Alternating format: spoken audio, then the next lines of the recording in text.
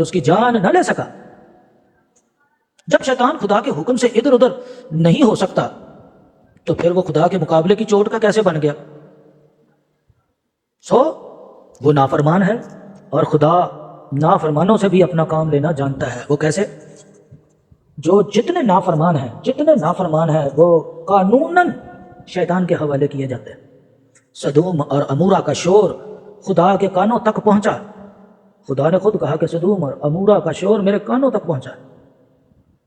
تو کیا شور تھا؟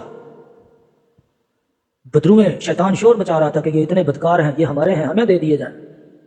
مکاشفہ کی کتاب میں لکھا ہے ابلیس رات دن بھائیوں پر الزام لگاتا ہے۔ جتنے بھائی بن کر گناہ کرتے ہیں، چپ چپا کے گناہ کرتے ہیں، شیطان شور مچاتا ہے خدا کی حضوری میں جا کر، قانوناً وہ مانگتا ہے کہ وہ میرے ہیں، مجھے دے دیے جائیں، اور خدا قانوناً دے دیتا ہے، حوالے کر دیتا ہے۔ یہ ہے بائبل کی تعلیم۔ جب ہم لفظ شیطان پڑھتے ہیں تو ہمارے تصورات میں کوئی کالا سا سینگوں والا کوئی ایسا تصور بسا ہوا ہے کہ جو وہ بہت زیادہ جہاں خدا کا نام دیا جاتا ہے، اکثر لوگوں نے گیت بنایا ہے، ایتھا نہیں شیطانہ تیرا زور چلنا۔ تو بھائی شیطان تو خدا کی حضوری میں خود جاتا ہے، جا کر حاضری دیتا ہے، جا کر خدا کے حضور میں وہ اپنی رپورٹ دیتا ہے، چونکہ خالق کائنات ایک ہی ہے اور وہ خدا ہے۔ اگر شیطان بھی اپنی مرضی کرنے لگا تو اس کا مطلب ہے دو مرضی کرنے والے ہیں۔ شیطان اپنی مرضی سے کسی کو نہیں پکڑ سکتا، کوئی بدرو اپنی مرضی سے کسی میں نہیں آ سکتی۔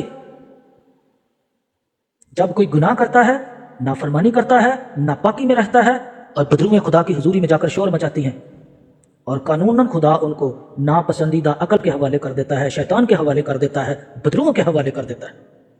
اس لیے بدروؤں سے آزادی کا بہترین طریقہ ہے خدا سے معافی مانگے، اپنے گناہوں سے توبہ کریں اور خدا کی حضوری میں آئیں، تاکہ شیطان کو خدا آرڈر کرے کہ بس پیچھے آ جا، نکل جائے اس میں سے۔ تو بائبل کی تعلیم ہمیں یہ بتاتی ہے کہ شیطان کوئی پاور نہیں ہے، کوئی اختیار نہیں ہے، لیکن کلام میں لکھا ہے اس نے شریر کو بھی اپنے کسی خاص مقصد کے لیے بنایا ہے۔ ابھی ہم سٹڈی کر رہے ہیں، میں نے 2-3 حوالے آپ کو دیے ہیں جس میں یہ ثابت ہوتا ہے کہ بدرو میں خدا سے پوچھ کر آتی ہیں۔ دوسرا تھسلنکیوں میں ثابت ہوتا ہے گمراہ کرنے والی روحیں خدا سے پوچھ کر آتی ہیں، خدا اجازت دے دیتا ہے، خدا حوالے کر دیتا ہے۔ جو حق کو پہچاننا ہی نہیں چاہتے، جو خدا کے کلام کو ماننا ہی نہیں چاہتے، پھر خدا ان کو شیطان کے حوالے کر دیتا ہے۔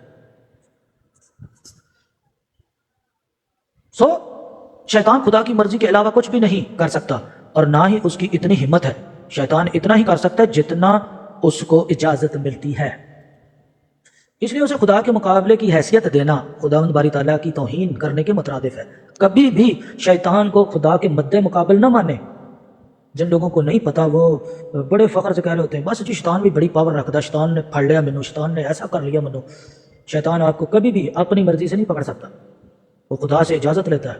ہاں دعا مانگو کہ وہ کہیں ہم ایسا گناہ نہ کر بیٹھے کہ شیطان جا کر ہماری چغلیاں لگانا شروع کر دے، بھائیوں پر الزام لگانا شروع کر دے، اور پھر خدا کو قانوناً، کیونکہ خدا اپنے قانون کا پکا ہے، اسے دینا پڑتا ہے۔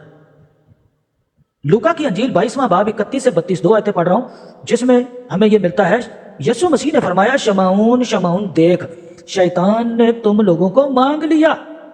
باقاعدہ طور پر شیطان مانگتا ہے، کیونکہ شاگردوں کے اندر لڑائی جھگڑا چل رہا تھا کہ تخت پر کون بیٹھے گا، اسرائیل کے 12 قبیلوں کا انصاف کرنے کے لیے بڑا کون ہے، چھوٹا کون ہے۔ لہذا شیطان جا کر خدا کے حضور میں شور مچانے لگا۔ مانگ لیا، کس لیے مانگ لیا؟ تاکہ گیہوں کی طرح پھٹکے۔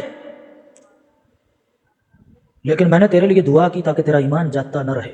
یسوع مسیح نے یہ نہیں کہا کہ میں شیطان نے مانگا اور میں نے جو ہے وہ کوئی بیچ میں مداخلت کی، نہیں، خدا سے دعا کی، شفاعت کی کہ ان لوگوں کا ایمان جاتا نہ رہے۔ خدا تو ان کی حفاظت کرنا، شریر سے ان کی حفاظت کرنا، شیطان سے ان کی حفاظت کرنا۔ یوحنا کی انجیل 17 باب میں بھی یسوع دعا کرتا ہے کہ اس شریر سے ان کی حفاظت کرنا، کہ اس کا کہیں داؤ نہ چل جائے۔ داؤ اس کا کیا ہے؟ اسے پولس رسول کیا کہتا ہے؟ ابلیس کو موقع نہ دو۔ کیا مطلب ہے اس کا؟ کہ جب آپ گناہ کریں گے، کلام کی نافرمانی کریں گے، تو اسے موقع مل جائے گا خدا کی حضوری میں جا کر مانگنے کا۔ وہ مانگے گا جا کر، دے دو، یہ میرے ہیں، میں نے نافرمانی کی تو مجھے شیطان بنا دیا آپ نے، مجھے آسمانوں سے گرا دیا، مجھے آپ شیطان کہتے ہیں، نافرمان کہتے ہیں۔ تو تیرے لوگ نافرمانی پہ نافرمانی کرتے ہیں، گوتے لے کر بپتسمے لے کر بھی نافرمان ہیں، تو یہ مجھے دے دیے جائیں۔ تو مل گیا نا موقع اس کو۔ پولس کہتا ہے ابلیس کو موقع نہ دو۔ لیکن وہ زبردستی نہیں کر سکتا. اس لیے یسوع نے دعا کی کہ اس شریر سے اے باپ ان کی حفاظت کر. تو شمعون کو بھی مانگ لیا، شاگردوں کو بھی مانگ لیا.